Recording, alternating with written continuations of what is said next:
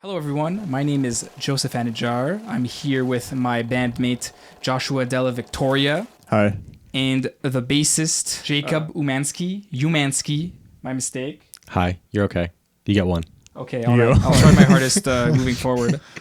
And we're gonna, me and Josh are in a band called Portraits, and we're gonna be looking at the session for one of the songs, Not Bad. Jacob is here to add his commentary and other stuff, most likely, as we look at this session. Most likely. Also wanted to mention that for those that don't know, we just released an album Yes. called Buy High, and Jacob played on all of it. So That's the main reason I'm here. Yeah. yes. Yeah, no other reason. I would never hang out with Jacob if he wasn't playing on my music. I would never be associated with you ever. Ever. Even if there man. is a fire. Absolutely. Absolutely. All right. So this is the session right here. There's a lot of stuff going on, and hopefully we'll talk about some of this stuff right now. So I guess I'll play some of it, and then we could talk about some sounds, some guitar sounds, and maybe some bass sounds. How does that sound, guys? Say sound again. Sound? Yeah. All right. Cool? All right. Go team go. All right, here we go.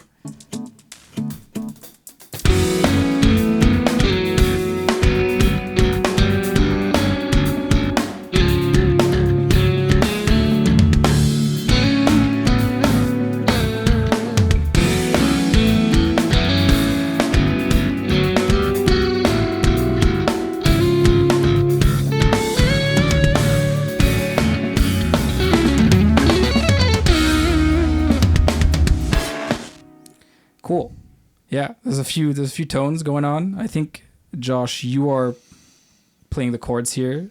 Yeah. Throughout the whole album, I guess I wanted to use different guitars. So on this one, I'm using a T-style guitar, the iconic Tamarack. Oh yeah. Oh yeah. Oh yeah. Very cool. Let's look at some tones. Let's look at the guitar tones first, and then we could talk about some bass tones.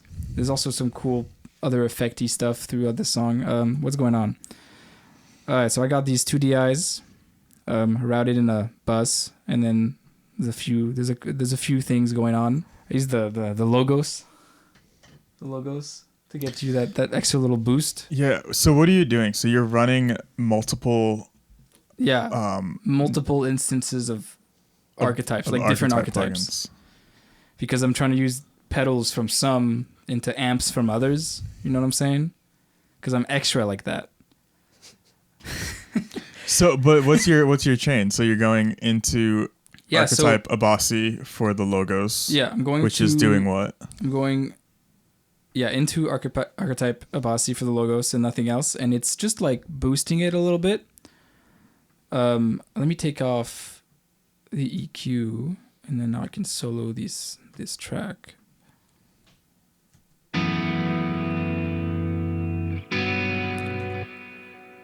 So here's without the logos. And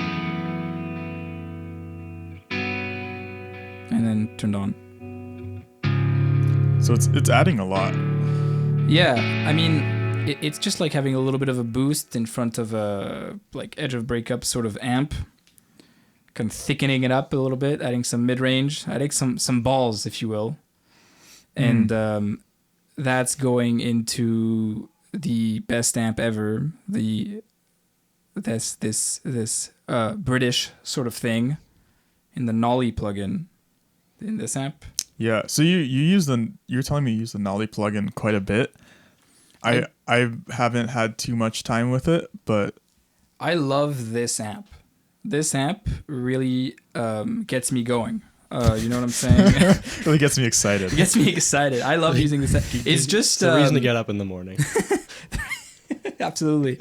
It's just the right sort of character for that sort of spank that I use quite a bit for my sounds. And I also really like that sort of sound for like cleanish, like, I guess because you're using your claw for this, right? You're not picking. It might be like pick and claw. Right, like hybrid-y. Yeah. I really like that sort of edge of breakup British thing for that.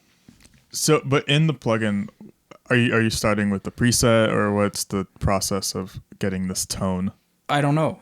You don't know? So right now I I can turn this off. I'm only using the amp, and I guess I have the reverb and delay on actually too.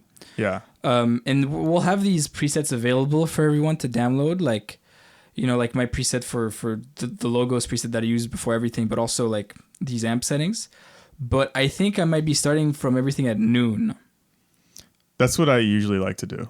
Yeah, and then there's definitely some tones where the bright switch is on, but I think because our strats are already pretty bright, I'm kind of turning that off and then adding a lot of bass and low mids and stuff. That's kind of the thought process behind these. You know what I'm saying? Right. So you're going into this head and then through pedals and then into a cab somewhere? Yeah, so it's pedals into this head into a slightly different IR. It's the GGD IR. Okay. And then that's kind of it. I am using the delay and reverb from Denali. Yes. Because these are very nice. I like them quite a bit. And then tiny little EQ. Just this is not doing anything. What's wrong with me? Might as well just turn this off. And that's the rhythm sound for this part. And that's the rhythm sound for your other part too. But I think you're playing it maybe a bit harder. Yes. You're picking on this one, so it's getting a little bit more spank and distortion out of it. You know what I'm saying? But it's the same exact tone. Yeah. It's same change. Am I doing no automation, no nothing? Yeah. Let's any other thing to mention about this sound? You said you were using the telly for this? I guess it's the same telly for this. It's the same, yeah. That part I use the telly the whole time. Sick. Cool. Yeah, just to kind of give some tonal variation between the layers of guitar, especially since we both mainly play the Solanas, which is like an S style guitar. Mm-hmm. I wanted some variation because I don't know. Sometimes when you're playing like a Strat and then layering another Strat, it's just a lot. It's a lot of Strat. Yeah. So just wanted to give it a couple, different tones. No, absolutely, and definitely for this part, which is a similar. This verse part is definitely a similar sound. I think maybe I did something slightly different. I'm not using the logos on this one, actually, it seems. Oh, but I'm using the compressor. That's weird. What's wrong with me? So inconsistent. But it's cool that you can layer the plugins. Yeah, I love layering the plugins. Sometimes, like, a plugin will have a really interesting delay effect, and then you just put it on the end, turn off everything, you know? But so for this verse tone, I'm using the compressor inside Nolly and then using the same amp. And I guess the settings are slightly different. Do you think you use the same guitar for this? Maybe. It kind of sounds like it. Yeah. I don't quite remember, but I think I did. Let's see what's going on. Oh, yeah. We can look at some clean bass tones for this. So now Jacob won't be super bored while we're talking about guitar tones. Yeah. Dude, I love hearing you guys talk about this stuff. It's so nice not having to deal with it. I can't tell if you're sarcastic. No, I know. It's cool. It's cool, man. It's I cool. love it. I love you guys. I love you guys. Let's talk about it. Yeah, let's talk about it. You used, for when I sent you the demo stuff, I think I used the Vintage Ultra. So, or did you use that? Did that wind up making the final cut? Yeah, so you sent me like a tone just so I could just like a record reference. guitar with your final takes, which was sick. And yeah, you sent me the Vintage Ultra sort of tone. Yeah. I did use the Vintage Ultra, but I'm layering it with the Parallax, and you could see on the session I'm kind of doing like a double bass take thing. I kind of gave up on doing like the sub DI thing that everybody was doing all the time. Yeah, I mean, but for this style, style, you know, some movement is more. Yeah, what you did worked really well. For sure. Yeah, let me play this bass with just the drums for a second. Sure.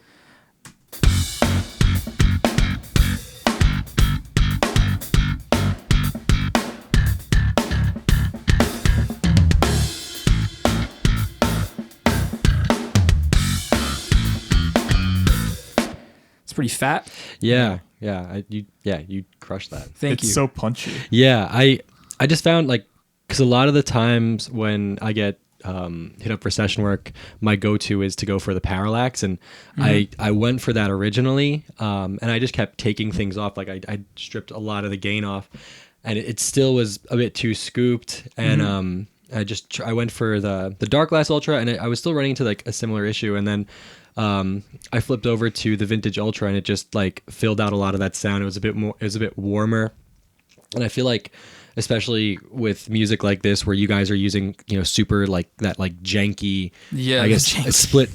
Is it a split coil that you're using for this? Yeah. So, like, the parallax may not be the best choice for something like this, whereas something that's a bit more full and warm, like the Vintage, would work really well. So even though I'm playing fairly aggressively, the Vintage was definitely the best option for this stuff. But what you're doing, I guess, with the parallax, you're, I guess, just filling in a little bit more grit. Like, what are you doing with the parallax? I'm going to open it up in a second. But yeah, I agree. Like, the Strat split stuff is just super scooped, so it requires a little bit more upfront mid-range from the bass. Right. Whereas all the really heavier stuff, bridge pickup, guitar, and like very distorted bass, like you need more like high-end sizzle like from the distortion. So, it's just like a genre characteristic, I guess.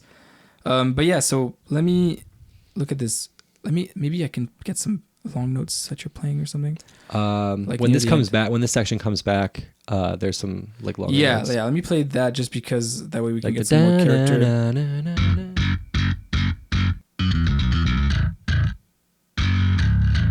There you go. Sick.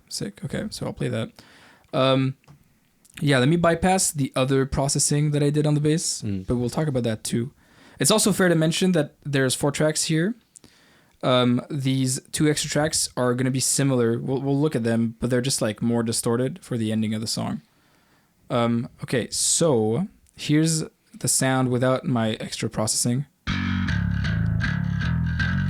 But now let's look at the parallax side of it.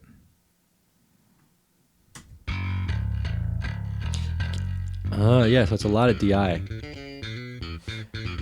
And this might be something that is a variation of your preset, actually, Jacob, but maybe I boosted the low end way more.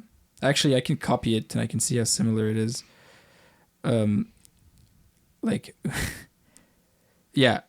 It's similar. It's a similar thing with the high, you know what I'm talking about? This thing?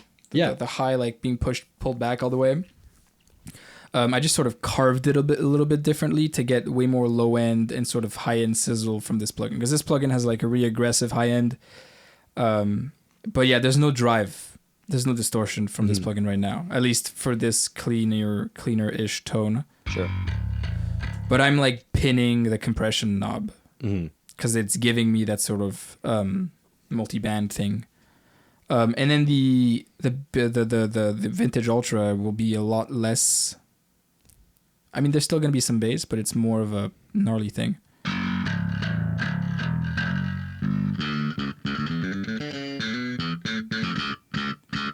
Like a tone, like an amp tone, you know? Yeah.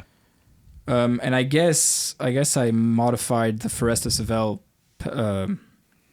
preset because this is what's written right here. So I guess that's what I must have done.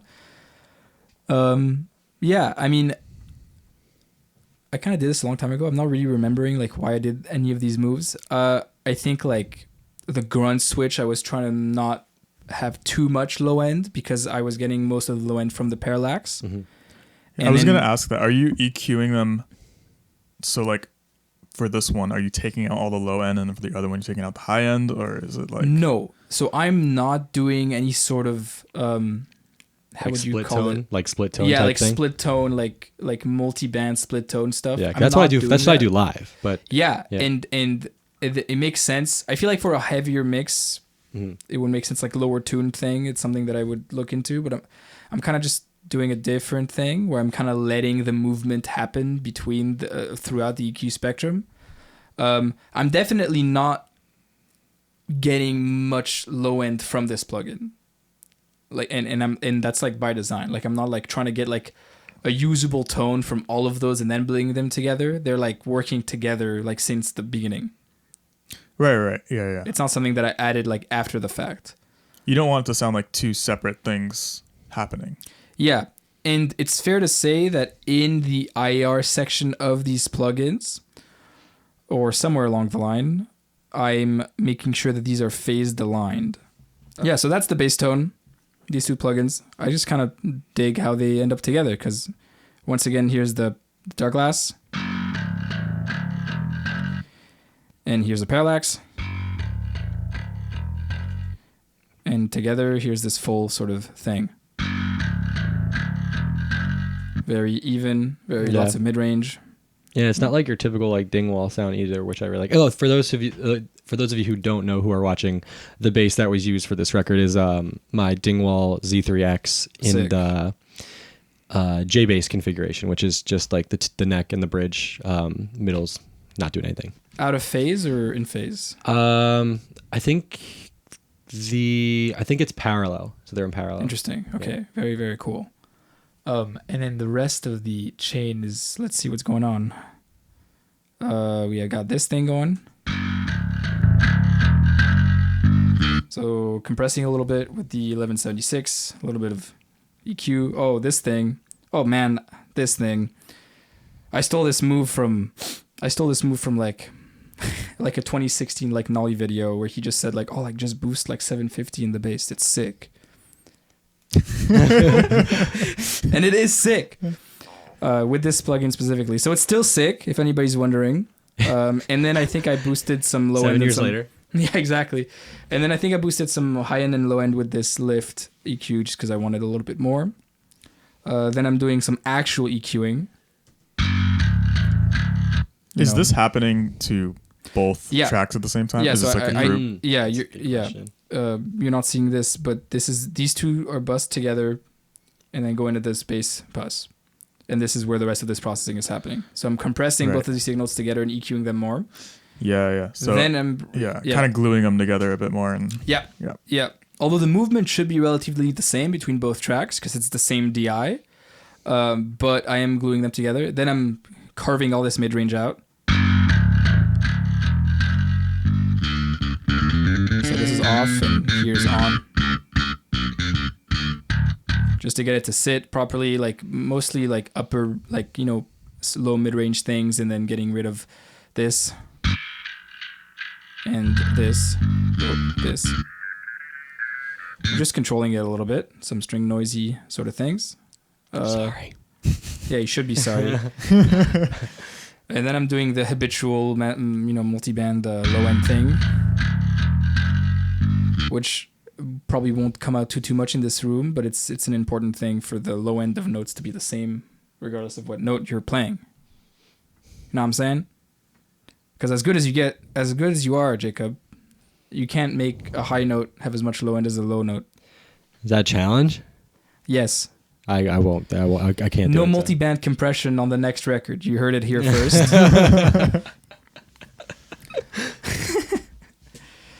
That's the new no samples. And then R bass, if you know, you know, and L1, because you gotta put L1 on everything. So that's the bass chain. Any questions? Can we hear what the bass and guitar sound like just together? With I no can do drums, that for you. I can do that for you, Josh.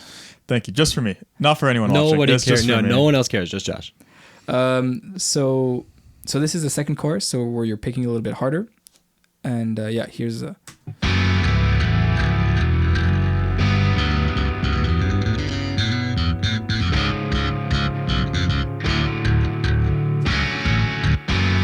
Is there any kind of bus where these things are coming together and you're doing anything? Yes, but at that point the drums are also in the bus. Got it. Okay. So it's like drums. So like in the instrumental bus, these things are happening.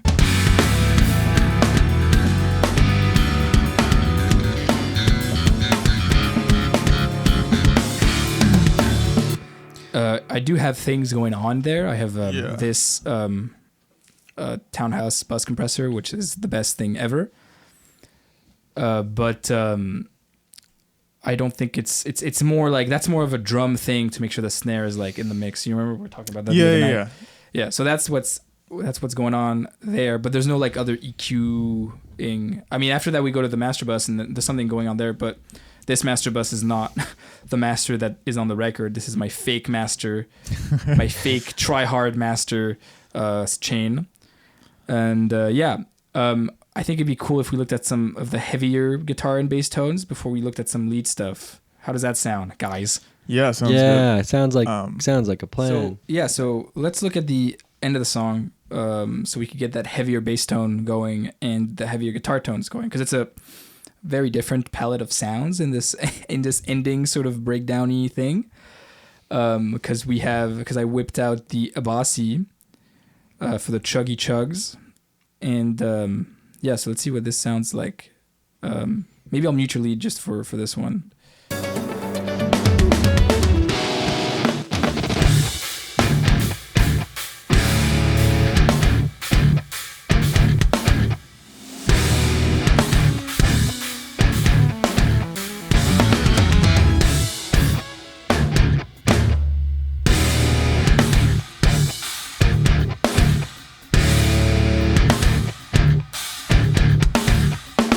Anyways, you get the point. It's heavy and distorted.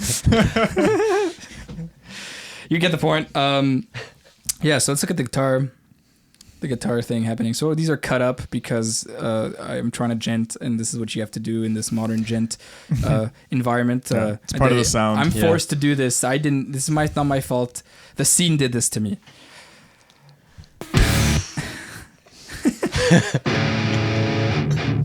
You know that mute? You know what I'm talking about?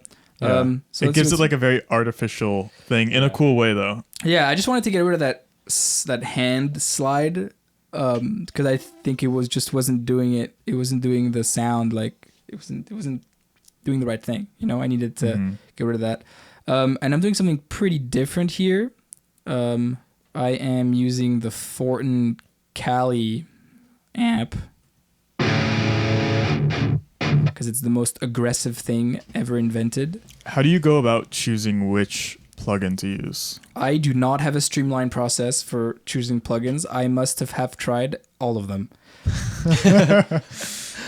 I definitely look for a character in my really distorted guitars that maybe not everyone is also looking for. More of a tamed high end with like a high mid, like chug clank gent thing.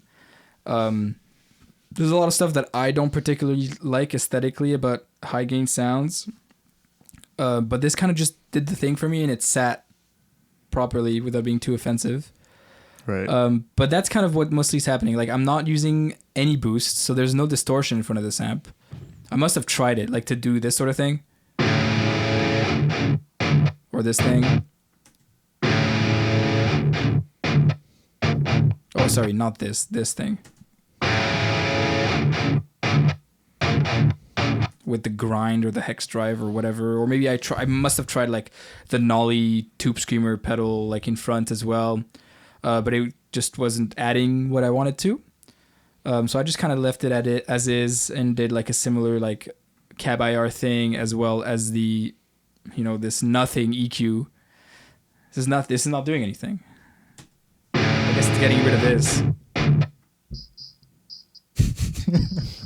I can't have any of that. Sounds like the drum beat in that Phil Collins tune.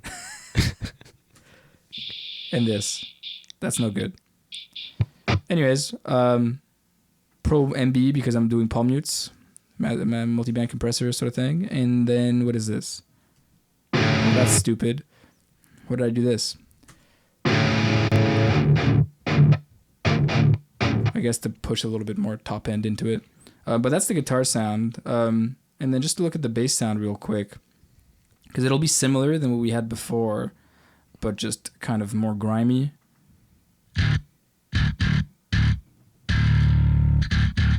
Not by much. Yeah, it's pretty close. Yeah, it's pretty close. I just turned up the drives. I adjusted the EQ section of each plugin,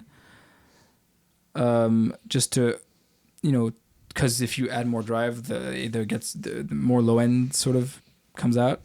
So there's less bass here when the drive knob is up, but it's mostly the same.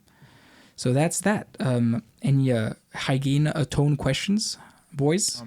Oh, I know, like, when we were recording this stuff, we had the conversation of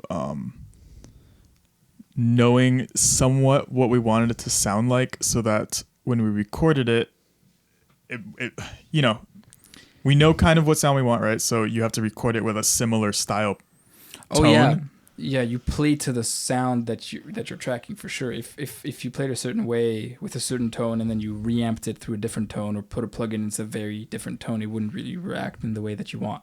Is that what you're saying? Yeah. I just want to point out that's a pretty important part of the process of doing stuff like this with plugins. Yep. I personally might have recorded things with a bit less gain in my monitoring setup, or just to make sure I wasn't getting away with like string noises or anything like that, or stuff like that. But I was probably recording through the quad and monitoring like a similar tone, and then I kind of recreated it. So I did the same thing. So we both kind of like use our quads as demo tones and to monitor ourselves as we're recording the DIs that we knew we were going to reamp with the plugins. Yeah, and we should maybe mention why we decided to use plugins in the first place instead of using modeler or real tones or whatever all the options we have. And that is mostly because me and Josh are not in the same country. And well, we are right now. We are right now. When we recorded this, oh my gosh. That was not CG. Not that CG. Was, Not CG. It's real. That really happened. It's real life. Yeah. So it was way easier for me to match the DI levels and then apply a similar processing to Josh's DIs and my DIs rather than committing to tones on the way in on either end of the continent and then matching those. That probably would have been a nightmare as well. Maybe it would have been possible if I then like changed the IR in the mix for stuff to feel similar, but this just was way more streamlined, and that way I can get really similar results, right? Similar gain levels and everything. Yeah. And also, like, you know, I gotta mention the flexibility of making the guitar tone in the mix is just not the type of flexibility you get like with real amps or printed tones. Obviously, like, commitment is important and there's reasons to commit to tones on the way in, but for this project where a lot of the production still happened after the stuff was recorded, it's good that I was able to make things more or less gain like at any moment. I'm not, but that's an issue for some people, because I know that some people will just never finish their guitar tone because they're always looking from a DI. Thankfully, I'm not like that. I'm built different.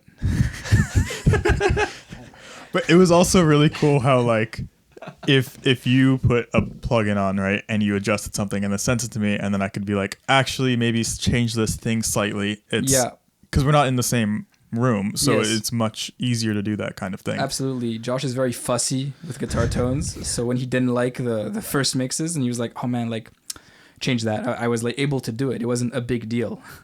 It would have been a big deal. Can you imagine? Oh, yeah, re-record all of this. Go back to the studio, reamp everything. Reamp everything. Oh my god, I would actually you just send presets back and forth. Yeah. So that's kind of going on. A little glitch thing here. That's just my classic Joseph Bit Crush vibe. Not a lot happening there. Yeah. Actually, well, the drums, you know, I'm also sending the drums to... Something's going on. Yeah, this knob here is getting sent to Portal. And then there's like a reverse cymbal, classic, production god over here. Wow. Yeah, reverse cymbal. Bro, you ever have an issue when you write a song? Just put a reverse cymbal before the transition. Yeah. It's actually way overused. And actually, that's the similar thing that I did here in this part. So I'm sending to the Portal bus.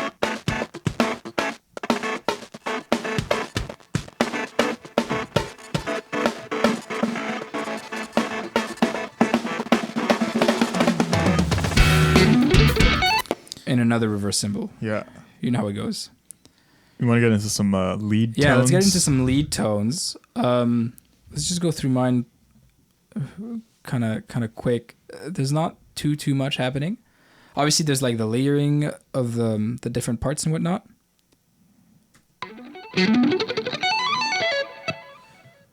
Is that a bus? Oh, that is a bus. There we go. Okay. Bus. Is that a bus? All right, so here's what's going on. So I am doing the logos again because I love it. It's the best thing ever. And guess what? What? I'm using this amp. Oh my god. I can't believe it, Joseph. Probably similar EQs as the other one. Maybe a little bit more gain. And I'm using the same delay and reverb. Wow, amazing. I'm noticing that you also have the output of the plugin turned down quite a bit. Is there a reason for that? Oh yeah, that is. It's not actually important. That is just gain staging.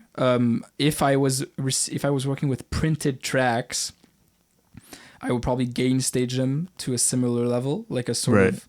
of. This is very arbitrarily, and I'm gonna get some hate in the comments for this, but I do the -18 like a gain staging thing where before I start mixing, every track like hits -18 at the loudest. I know it doesn't actually matter, but I've just been doing it for so long that I keep doing it because now I have like consistent results and I'm looking at consistent gain reduction levels on everything. But that is why I'm just sort of leveling it down because obviously this is a plugin, right? So I'm simulating that. But if I was recording a guitar tone, I would record it really hot, right? So Yep. it's like near clipping. So all your tracks are as hot as possible to maximize the distance between the signal and the noise floor. Yep. Right. But then that's too hot in the mix. So I take everything down. So that's what's going on there. And in the drums, you'll see like I have like instances of like the gain plugin, and that's what's happening here. Is I'm doing the same thing. I'm gain staging as the first thing before like anything else is happening. So that's what's happening in this plugin is I'm just gain staging at the output level of the plugin. Very exciting processing. And then probably a different cab than the rhythm guitars. And that's pretty much my lead tone. I'm pretty sure that's what's going on the harmonies too.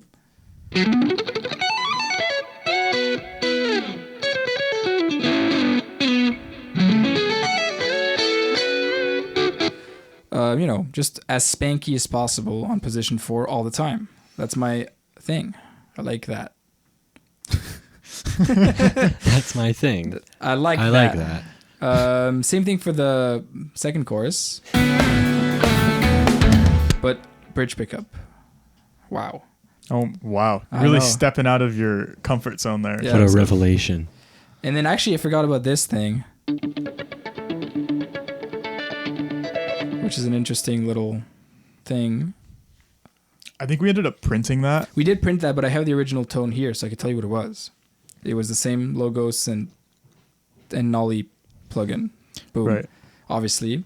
But then we ran it through Little Alter Boy. Yeah. Sound Toys. Yeah, I don't have Sound Toys, so you did that and sent it back, and it just kind of did the thing. It was sick. And so let's look at... Well, there's also my lead tone in the verse. Yes. Which I imagine is similar. Probably. Let's see. Oh no, it's not similar because you like this plugin. Most of the time on Josh's leads, I'm using this plugin. I use this plugin quite a bit on some other tracks as well, but for this one, for most of Josh's leads tone, he's using the Tim Henson because it's a bit of a darker thing and he likes that amp. So I thought it was a good idea to jump back and forth between my brighter, spanky, Nolly British thing and this still British thing. I know what these amps are, but I'm not going to say it. Tim Henson amp. I love these amps. They kind of do the thing that I like. Josh likes a dark lead tone. I do. This is the tone.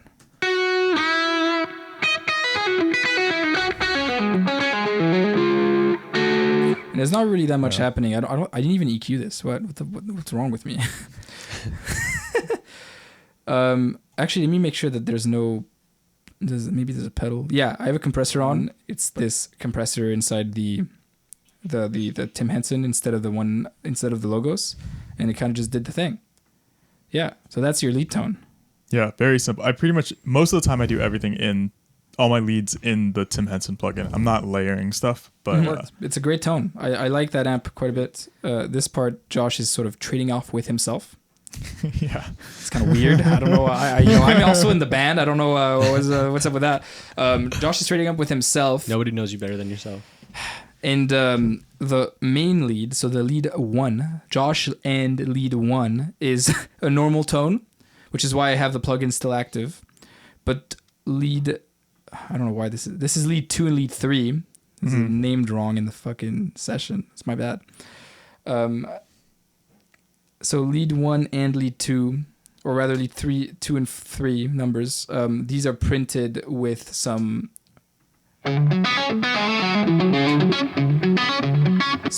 extra stuff. What is that stuff, Josh? yeah. Well, okay. I think the base of the foundation of the tone is still Tim Henson. Okay, yes, it is. Right. It's the same as this one, except I sent you those to like treat how you want it to. Yes. So one of them is I put Alter Boy on it. Mm-hmm. So to do an octave up. Yep. But like a weird distorted kind of. That one? Yeah. Sick. So that's an octave up. And then the other one is an octave down. And I don't quite remember if it was the Alter Boy, or I know in the demo we used the Archetype Gojira plugin because there's like a octave down OC2 style thing. Mm-hmm. It might be that. Sick. It does sound sick. Whatever it is, it worked out. Yeah. Could you play those parts together Yeah. to kind of hear the different tones happening? Absolutely. Here we go.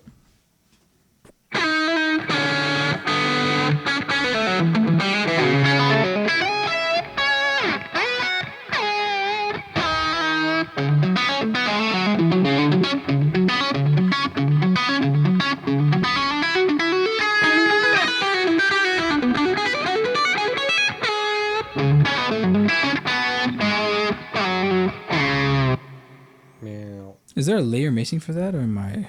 No, I think that's That right. is it. Yep. Okay. Yeah. I didn't realize that was just you playing that whole thing. I thought like it was definitely a trade-off between the both of you playing. No, that's just me. No, I let Josh have this moment. No, but just the way everything's phrased, it sounds like Mhm. it's cool. How are you normally recording these tracks? Are you like monitoring yourself through a plugin or with the quad or something else? I used I think for this track I used it was either the Focus. I'm not sure if I switched my interface, but it was either my Focusrite or the Apollo Solo that I tracked this with. Right. But how are you monitoring yourself? You're just hearing the DI or? Yeah. Oh, yeah. I mean, I'm just running it through. No, I ran it through the Vintage. Okay. Yeah. Okay. So whenever I track myself, Like input monitoring sort of situation. yeah, exactly. Okay. Yeah. So I'll listen to it back, and then I'll go back into editing, and when I'm comping everything together, I'll just listen back to the DI, and make sure everything is clean for you guys. For sure. Oh, I guess something else to mention about the process. I think we did this the same as I was monitoring through the quad, but then in my guitar tracking session, I had a plugin enabled. So when I was editing my takes, or like when I stopped recording and listened back, I was then listening back through the plugin. Yes. You The did reason too, that I for sure. did that was because I wanted to have a higher buffer size.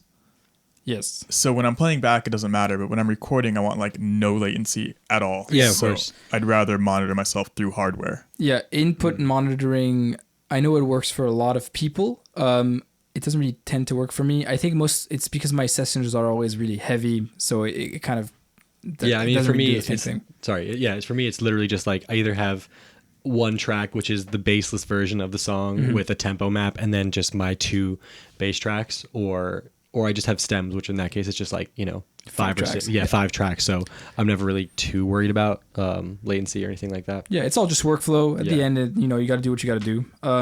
So that's the session. Once again, my name is Joseph Anajar. You can find me on Instagram. Joseph_is_rad. It's my name on YouTube and everything else. I'm in a band with Josh. We are called Portraits, and we just dropped an album called Buy High. Links for everything in the bio. Links and licks. And licks. And yeah, please listen to this song and tell your mom about it. Tell your family about it. Tell your friends. And yeah, what's Hell yeah. Where can we find you, Jacob? My name's Jacob Umansky. I've had the pleasure of playing with these guys for a while now. You can find me at Instagram at Jacob Umansky or jacobumansky.com and submission audio /Umansky bass. Let's go. Yeah, we should say we use the plugin to. Yeah, that is really a really fun thing to talk about is the fact that you guys sent me these demos with virtual like MIDI bass, but it was me playing the MIDI bass. So some of it for sure. Yeah. So some of it I was just like, this tone. It was interesting because like I think we used the parallax for that for the tone that you guys sent me with Umansky bass, but it was interesting trying to like, kind of go against myself and be like, no, this is not. I don't want to sound like me here. It was different. Low key, I'm totally processing the Umansky bass different. Yeah, I'm using the DI because I'm a loser. That's fine. Cool. Yeah, but that's it. Hey Josh, mention your various accounts. Yeah. So my name is Joshua De La Victoria. My Instagram is at Josh De La. I have a website, joshuadelavictoria.com, and then you can also look at my name on YouTube, and I have YouTube videos. Amazing. Listen to portraits. Listen to portraits. Yeah, all right. That's it. We'll see you guys around, and yeah, thank you so much for watching. Peace. Bye.